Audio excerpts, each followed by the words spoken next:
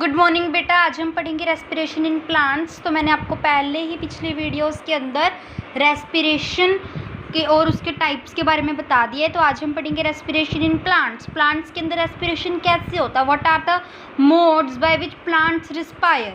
So there are different modes in there are different parts in a plant body that help them to respire. So firstly respiration की एक बार chemical reaction फिर से एक बार देख लेते हैं। आपकी है C6H12O6 glucose combines with oxygen to give carbon dioxide, water and energy in the form of 38 ATP means adenosine triphosphate।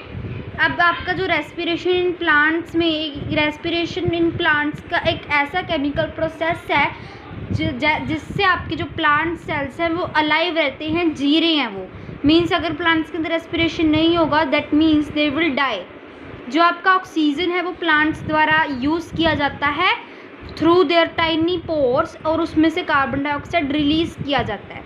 और जो आपकी एनर्जी है वो आपकी निकलती है by the breakdown of glucose. Cells की ह्यूमन बॉडी की तरह ही प्लांट्स के अंदर भी ग्लूकोज ब्रेकडाउन होकर एनर्जी रिलीज़ कर रहा है। अब डिफरेंट पार्ट्स है प्लांट्स के अंदर like roots, leaf and stems, जहाँ पर आपका रेस्पिरेशन हो रहा है। सो अब वो हम आगे पढ़ेंगे। सबसे पहले केमिकल रिएक्शन फॉर रेस्पिरेशन बहुत ईजी है, पहले ही आपको पता है। Plants do not need oxygen, जो आपको प्लांट्स की ऑक्सीजन की ज़रूरत नहीं होती, ठीक है, क्योंकि आपके प्लांट्स के लिए जो ऑक्सीजन की रिक्वायरमेंट है वो लेस है एनिमल्स के कंपैरिजन में, क्योंकि जो प्लांट्स हैं उनके अंदर काफ़ी एरिया होता है ऑक्सीजन को एब्जॉर्ब करने का थ्रू डिफ्यूजन। प्लांट्स के अंदर जो ऑक्सीजन है वो रिलीज़ की जाती है फोटोसिंथेसिस में, ठीक है, और आपकी ऑक्सीजन एब्जॉर्ब की जाती है डे टाइम में। मींस आपकी ऑक्सीजन रिलीज़ होती है डे टाइम में और कार्बन डाइऑक्साइड रिलीज़ होते हैं नाइट टाइम में।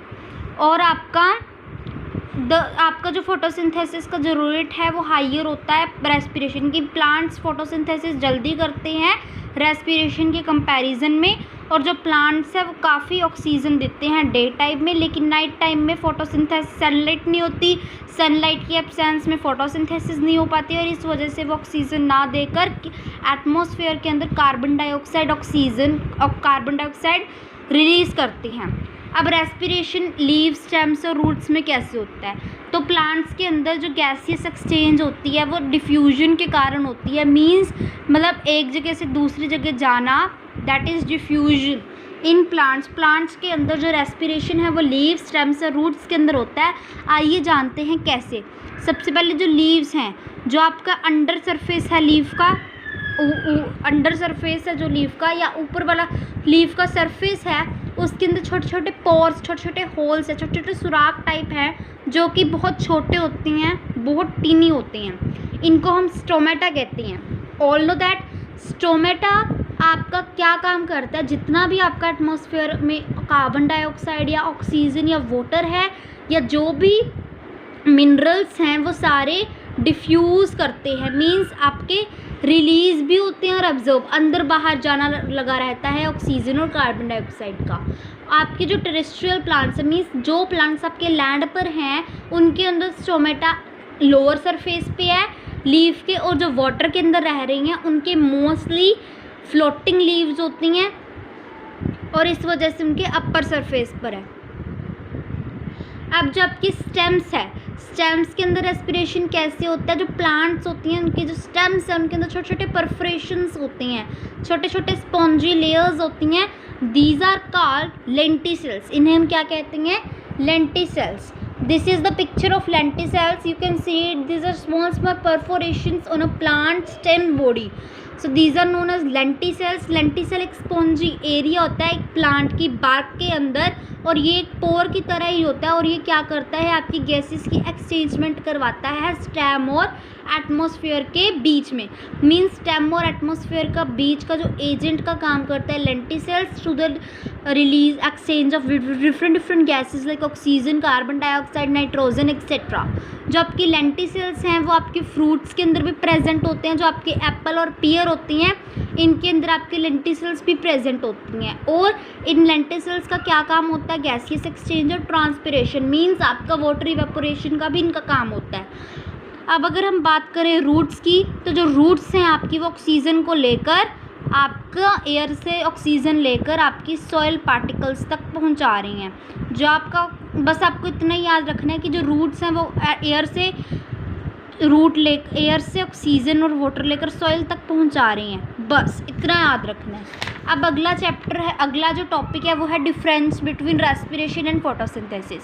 अब तक हमने पढ़ लिया कि रेस्पिरेशन क्या होता है, फोटोसिंथेसिस क्या होता है।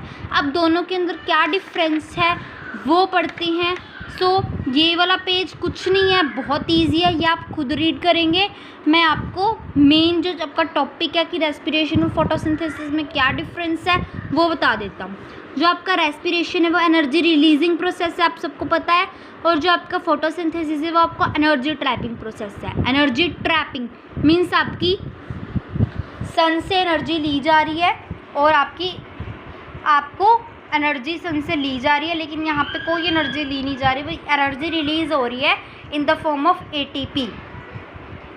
अब जो आपका रेस्पिरेशन है वो साइटोप्लाज्म और माइटोकॉन्ड्रिया में होता है। एज यू ऑल नो, सभी सेल्स के अंदर अपने हर एक सेल के अंदर जो साइटोप्लाज्म और माइटोकॉन्ड्रिया है वो रेस्पिरेशन एजेंट है, लेकिन जो फोटोसिंथेसिस है वो सिर्फ क्लोरोप्लास्ट में ही होता है, और क्लोरोप्लास्ट के अंदर क्लोरोफिल होता है, इस वजह से ये क्लोरोप्लास्ट में होता है। आपका जो आपका ग्लूकोज है वो आपका कार्बन डाइऑक्साइड और वाटर में आपका ब्रेक होता है। It is a catabolic process, means यहाँ पे ब्रेक डाउन होता है। लेकिन आपका फोटोसिंथेसिस एक एनाबोलिक प्रोसेस है, मीन्स यहाँ पे कोई ब्रेक डाउन नहीं हो रहा है, यहाँ पे बल्कि हमारी चीज़ें बन रही हैं, हमारा फूड बन रहा है, लेकिन यहाँ पे हमारा टूट रहा है, ब्रेक डाउन हो रहा है। दोनों के रिएक्शंस आपको देखने हैं।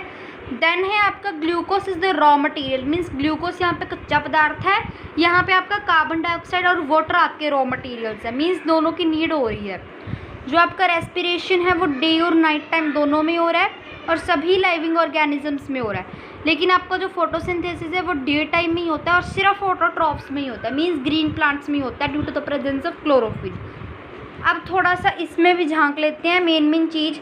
रेस्पिरेशन दो और फोटोसिंथेसिस दोनों ही इम्पोर्टेंट प्रोसेस हैं जो प्लांट्स और एनिमल्स में होते हैं, लेकिन दोनों ही प्रोसेसेस अपोजिट हैं एक दूसरे के। दोनों ही आप both complement each other in the sense that products of one are the reactants of the other. ये एक दूसरे कॉम्प्लीमेंट है, मीन्स रेस्पिरेशन में जो हमारे रिएक्टेंट है वो फोटोसिंथेसिस में प्रोडक्ट है, और जो फोटोसिंथेसिस में प्रोडक्ट है वो रेस्पिरेशन के आपके रिएक्टेंट है। कैसे, आइए देखते हैं इस रिएक्शन को। देखिए यहाँ पे आपका ग्लूकोज बन रहा था, हमने ग्लूकोज को लिया, लेकिन फोटोसिंथेसिस में ग्लूकोज आपका प्रोडक्ट है, दैट मीन्स आपका कॉम्प्लीमेंट है ही दोनों का। फोटोसिंथेसिस आपका सनलाइट की प्रेजेंस में होता है, और जो आपका रेस्पिरेशन है वो दोनों डे टाइम और नाइट टाइम दोनों में होता है। जो आपका रेस्पिरेशन है इसके अंदर कई सारे प्रोसेसेस इन्वॉल्व है। आपके ऑक्सीजन अब्जॉर्ब होता है, उसको फिर हम कॉम्प्लेक्स सब्सटेंसेस में कार्बन डाइऑक्साइड और वाटर देते हैं और एनर्जी को रिलीज़ करवाते हैं। Is it clear? लेकिन फोटोसिंथेसिस के प्रोसेस के अंदर जो आपके कॉम्प्लेक्स कार्बोहाइड्रेट्स हैं वो आपके बनते हैं कुछ सिंपल सब्सटेंसेस कार्बन डाइऑक्साइड और वाटर के, but in the case of respiration आपका कार्बन डाइऑक्साइड और वाटर आपके रिलीज़ होते हैं। ठीक है, सो ये था आपका चैप्टर रेस्पिरेशन एंड फोटोसिंथेसिस, जिसके अंदर हमने रेस्पिरेशन क्या होता है, रेस्पिरेशन क्यों ज़रूरी है, रेस्पिरेशन के कितने टाइप्स हैं, एरोबिक रेस्पिरेशन, अनएरोबिक रेस्पिरेशन, दोनों ही रेस्पिरेशन के हमने कुछ एग्जांपल्स दोनों के अंदर डिफरेंशिएशन देखी थी। देन हमने देखा कि हमारी एरोबिक एक्सरसाइजेस कौन सी होती हैं और अनएरोबिक एक्सरसाइजेस कौन सी होती हैं, एंड लास्ट में फिर हमने देखा कि रेस्पिरेशन प्लांट्स के अंदर कैसे होता है। 3 एजेंट्स हैं, स्टेम्स, रूट्स एंड लीव्स, और तीनों में रेस्पिरेशन कैसे होता है वो हमने देखा। और आज हमने पढ़ा कि रेस्पिरेशन और फोटोसिंथेसिस दोनों ही प्रोसेसेस के में क्या सिमिलैरिटीज़ और क्या डिफरेंस है वो हमने देखा। तो ये चैप्टर बिल्कुल छोटा सा चैप्टर था। आगे हायर क्लासेस में हम ह्यूमन रेस्पिरेटरी सिस्टम के बारे में पढ़ेंगे। सो अब हम नेक्स्ट लेक्चर में हम हमारी फिज़िक्स का न्यू चैप्टर शुरू करेंगे। तब तक के लिए बायो को अच्छी तरह पढ़िए। Thank you students, bye bye.